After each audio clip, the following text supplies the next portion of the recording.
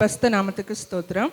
போன வருஷம் எண்டில் எனக்கு வந்து ஒரு தலை சுற்று, ஒரு வாமிட்டிங், ஒரு தள்ளாடுதல், அதாவது தள்ளி தள்ளி கூட நடக்க முடியாமல் அப்படிப்பட்ட நிலைமையில் இருக்கும்போது என்ன பண்ணுறது, யார்கிட்ட போகிறதுன்னு தெரியாமல் இருக்கும்போது விஜய் பிரதர் வந்து ஒரு நியூராலஜிஸ்ட் சஜஸ்ட் பண்ணாங்க. அங்கே போகும்போது அவர் பார்த்துட்டு காதுலேருந்து சிறுமூளைக்கு போகிற அந்த நரம்பு வந்து வீக்காக இருக்குது, 50% பிரச்சனை அப்படின்னு சொல்லிட்டு எல்லாம் மருந்தெல்லாம் கொடுத்தாரு.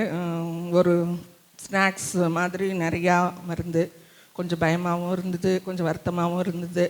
அங்கே வர்றவங்களெல்லாம் கேட்கும்போது வருஷ காலமாக வந்துட்டு இருந்தாங்க. அவ்வளோ நாள் ஆகுமா அப்படின்னு நினைக்கும்போது எல்லாம் பாஸ்டர் ஐயா, அம்மா, சபையில் இருக்க எல்லாரும் என்னை தெரிஞ்ச எல்லாருமே எனக்காக ஜெபம் பண்ணாங்க. ஆண்டவருடைய கிருபையினால் சீக்கிரமே வந்து எனக்கு ஆண்டவர் விடுதலை தந்தார். ஒரு 4 ரிவ்யூ தான் நான் போனேன். ஒரு 7 மாதத்தில் வந்து எனக்கு கம்ப்ளீட்டாக எல்லா டேப்லெட்ஸையும் ஸ்டாப் பண்ணுற அளவுக்கு ஆண்டவர் எனக்கு கிருபை செய்தார். அது மட்டும் இல்லை, வாக்கிங் ஸ்டிக்கை வச்சுட்டு நடந்துட்டு இருந்தேன்.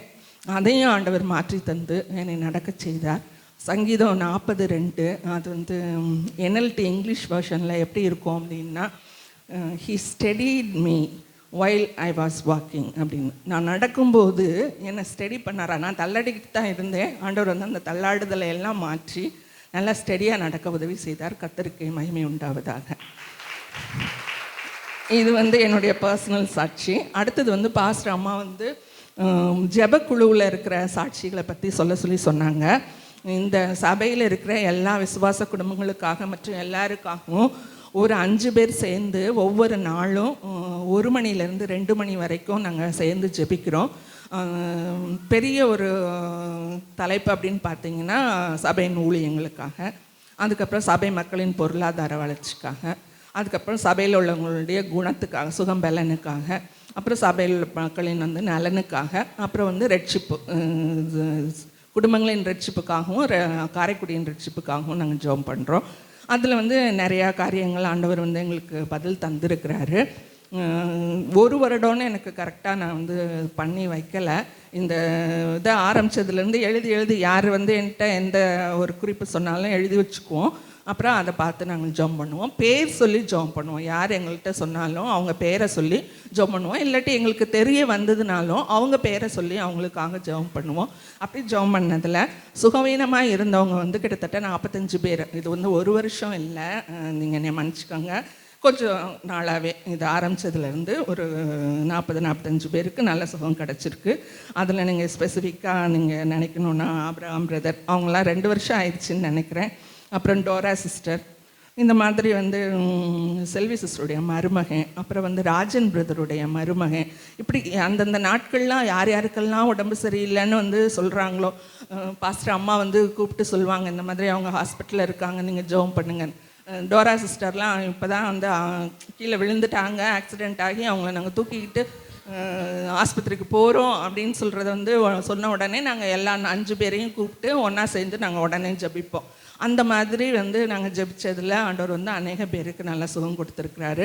அதுபோல் இந்த பொருளாதார வளர்ச்சின்னு சொல்லும்போது வேலைகளுக்காகவும் நாங்கள் ரொம்ப ஜெபம் பண்ணோம்.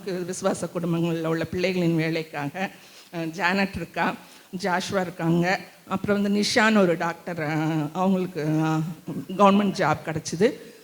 நம்ம லதா சிஸ்டர் இருக்காங்க. இவங்களுக்கெலாம் வந்து நாங்கள் வேலை கொடுங்க அப்படின்னு நாங்கள் ஜெபம் பண்ண மாட்டோம். அவங்க என்னைக்கு வந்து எக்ஸாம் எழுதுகிறாங்க, என்னைக்கு வந்து இன்டர்வியூக்கு போகிறாங்க, அதையெல்லாம் அந்த நாட்களிலே அவங்கள வந்து ஸ்பெஷலாக நினச்சி அவங்களுக்காக ஜானட்டுக்கெலாம் எத்தனையோ ரவுண்ட் இன்டர்வியூ, அந்த ஒவ்வொரு ரவுண்ட் இன்டர்வியூலையும் நாங்கள் ஜெபித்தோம். அது மாதிரி ஆண்டவர் வந்து நம்ம பிள்ளைகளுக்கு, விசுவாச குடும்பத்தின் பிள்ளைகளுக்கு நல்ல பதிலே ஆண்டவர் தந்திருக்கிறாரு. எல்லாருக்கும் தந்துட்டாருன்னு நான் சொல்ல முடியாது, இன்னும் மீதி இருக்குது. தொடர்ந்து நாங்கள் ஜெபித்து கொண்டே இருக்கிறோம்.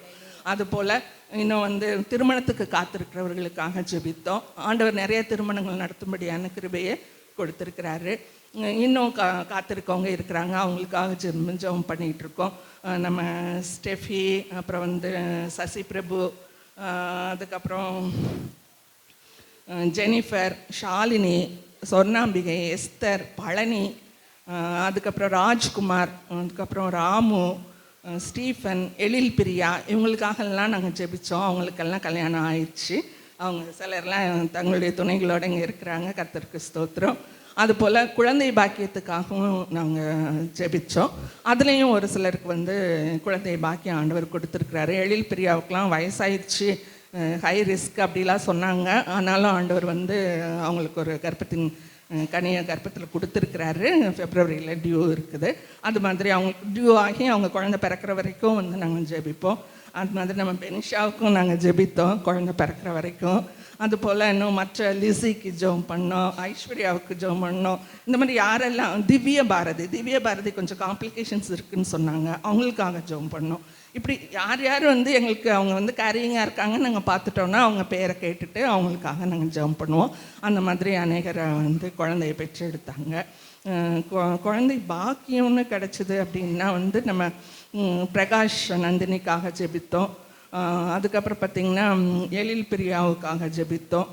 அதுக்கப்புறம் மில்டன் ராஜ் ஜெபஷிபா, அதாவது நம்ம ராஜன் பிரதரோடைய பொண்ணு, அவங்களுடைய மருமகனுக்காக. அப்புறம் கார்த்திக் ராமன் வெள்ளையம்மாள், அது வந்து வேற ஒருத்தவங்களுடைய கான்டாக்ட். அவங்களுக்கும் ரொம்ப நாள் குழந்தை இல்லாமல் இருந்தது. அதே மாதிரி நம்ம ஞான சிஸ்டர் ஒரு கான்டாக்ட் கொடுத்துருந்தாங்க, ஐஸ்வர்யான்னு கடலாடியிலேருந்து வந்து ஜெபிச்சுட்டு போனாங்க. அவங்களும் இப்போ கர்ப்பத்தரிக்க ஆண்டவர் கிருபை செய்திருக்கிறாரு. இது மாதிரி இது வேலை நிரந்தரமாக ஜெபிச்சிருக்கோம். அதுக்கு வந்து சோபனா சிஸ்டருடைய மகா வந்து வேலை நிரந்தரம் ஆச்சு. அது மாதிரி ஸ்காலர்ஷிப்புக்காக ஜெபம் பண்ணியிருக்கோம், ஜெனிஃபருக்கு கிடச்சிது. பிஹெச்டி முடிக்கிற செக்ரியிலேருந்து நிறைய பேர் வருவாங்க, வந்துட்டு அந்த கைடுகளுடைய கஷ்டத்தினால அவங்களுக்கு லேட் ஆகிட்டு போகும், பப்ளிஷ் ஆகாது. அப்படிப்பட்ட நேரங்கள் எல்லாம் அவங்களுக்காக ஜெபம் பண்ணி நிறைய பேர் வந்து பிஹெச்டி முடிச்சுட்டு போயிட்டாங்க. சொர்ணா, பாக்கியலக்ஷ்மி, கற்பகம், எஸ்தர், இந்த மாதிரி எல்லாம் ஜோதி இப்போ முடிக்கிறாங்க. இந்த மாதிரியும் நாங்கள் வந்து பண்ணியிருக்கோம். அது மட்டும் இல்லை, உங்களுடைய சின்ன பிள்ளைகளுக்கும் கூட அவங்களுடைய படிப்புக்காக நாங்கள் பேர் சொல்லி ஜெபிக்கிறோம்.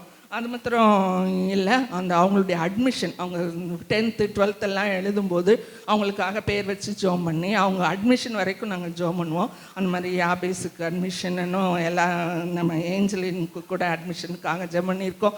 இப்படி அநேக பிள்ளைகளுக்காக நாங்கள் வந்து ஜெபம் பண்ணியிருக்கோம். ஆண்டவர் வந்து கிருபை தந்திருக்கிறாரு. இன்னும் நாங்கள் ஜெபித்து கொண்டே இருக்கிறோம்.